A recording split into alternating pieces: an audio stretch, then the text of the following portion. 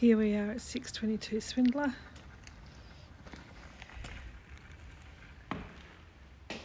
So the house is empty, which is a good thing.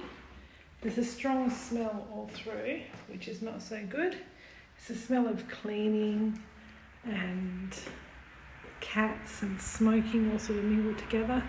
In this lounge room, the carpet was replaced about 6 years ago, definitely not clean.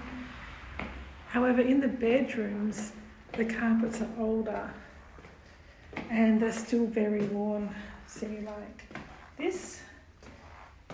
And you can see they're all grubby all the way through. But, you know, definitely I've seen worse. It's mostly cleaning.